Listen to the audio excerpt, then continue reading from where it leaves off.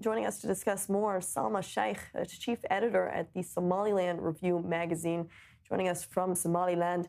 Now, Salma, Somalia has never had control of internal security, but what capabilities does Somaliland have that makes it any different, especially when it comes to combating these piracy threats? Oh, hi. Hello.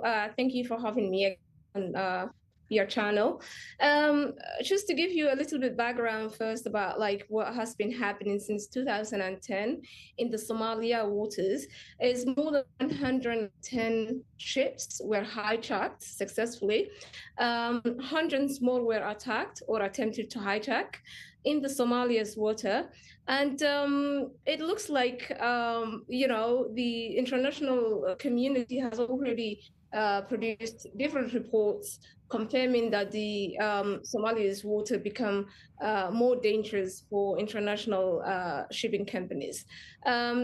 Billions of dollars were spent in securing the waters and also in paying ransom money for the piracy or pirates in Somalia to release hostages. And I just want to say that in all of those things, Somaliland had no piracy.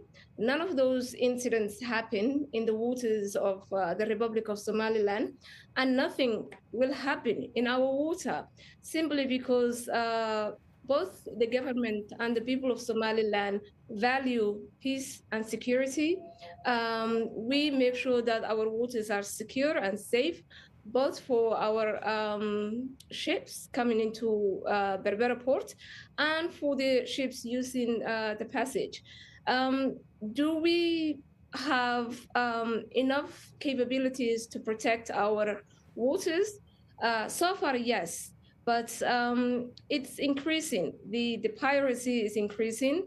The threat in the Gulf of Aden is increasing. So surely Somaliland might have some capabilities or might have been able to protect its waters, but we do need the contribution and the support of the international community. Well, what type of support are we talking about here? The two places that have formally recognized Somaliland, that's Israel and Taiwan.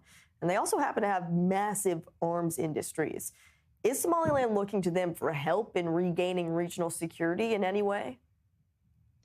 Somaliland is quite young nation. We are only 34 years old, which means for these 34 years, we were able to establish many institutions. We were able to establish our different arms. And our security, our marine armies are one of the best, according to obviously what's happening in the region, because they're the ones who made sure that Somaliland waters are protected and are safe for the international trade to go through the ships.